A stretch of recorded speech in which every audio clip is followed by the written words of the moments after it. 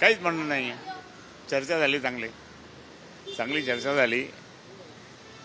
साहेबांनी ऐकून घेतलं. मग आम्ही काही बाकीचे काही कार्यक्रम आता घेतलेत आणि परत मराठवाड्यातल्या पहिल्या शिवसेना शाखेचा वर्धापन दिवस 8 जूनला परत येतो आहे. 8 जूनला मोठं शिबिर त्या ठिकाणी आमच्या इथं घेतो आहे उद्धवसाहेब येथील. आणि त्याच वेळेस आमचा शिवसेना भवन जे तिथं बनवलेलं आम्ही त्याचं उद्घाटन पण होईल. आणि त्याच्या आधी 15 तारखेनंतर 15 मेच्या नंतर माननीय आदित्य ठाकरे साहेबांच्या नेतृत्वाखाली जो पाण्यासाठी हंडा मोर्चा जो आहे, हंडा मोर्चाचा आम्ही काढतो आहे, मोठा मोर्चा काढणार. आणि त्याच्या आधी आमचे रोजच्या म्हणजे आंदोलन छोटे मोठे सगळे असं आंदोलन करून जनतेकडे जायचं, बोलायचं, पाहायचं आणि त्यांना पाण्याचं सगळं समस्या सांगायची. त्याप्रमाणे आम्ही तो एक सुद्धा करत आहोत. वाद निवडला का ज्या प्रकारे? केव्हाच वाद कुठं होता? कारण तुम्ही म्हटलं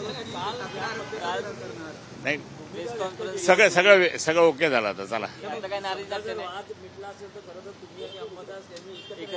नाही ते आता आम्ही चाललो तिकडे शिवसेना भवनमध्ये नेत्यांची बैठक आहे ना, आता मी आहोत मी तिकडेच चाललो आता.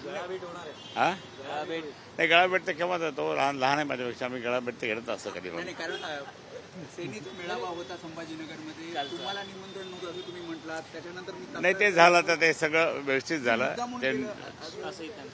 कोण त्याचं म्हणणं आहे का? नाही, मी माझ्या समाजाचा मेळावा होता. उद्धव साहेबांनीच मला सांगितलं तुमच्या समाजाचा मेळावा होता, विदर्भाचा, संपूर्ण विदर्भाचा होता, मोठा मेळावा होता. आणि त्यामध्ये त्या ठिकाणी मी होतो. तो 2 महिने आधीच ते नक्की ठरलं होतं. आणि मग म्हणून त्या ठिकाणी मी तिकडे होतो. त्यांनी तोपर्यंत तिकडे मेळावा घेतला. पण आता ते याच्यानंतर आम्ही दोघांनी मिळून कार्यक्रम करणार आहोत. दोघं एकत्र बसून त्या ठिकाणी कार्यक्रम चॉकआउट करू.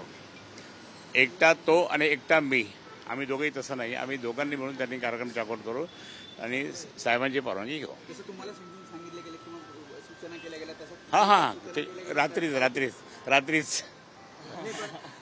पण जेव्हा अंबादास दानवे यांना काल तुम्ही जी भूमिका व्यक्त केली त्यानंतर अंबादास दानवेंचं असं म्हणणं होतं ते का आले नाही हे खैरे साहेबांनाच विचारा, तेच जास्त सांगू शकतो. नाही, मग सांगितलं ना. मग मी कुठे गेलो होतो? 2 महिन्यापूर्वीचा माझा कार्यक्रम होता, विदर्भातला कार्यक्रम होता. तो विदर्भातला कार्यक्रम त्या ठिकाणी नक्की करून म्हणजे पूर्ण नागपूरला, आणि तो संपला.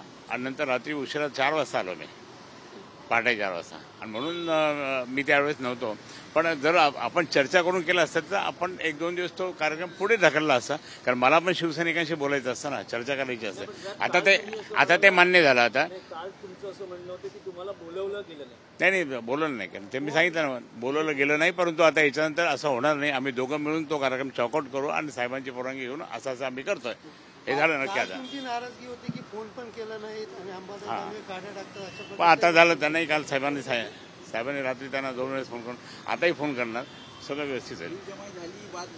वाद मिटला. चला, थँक्यू.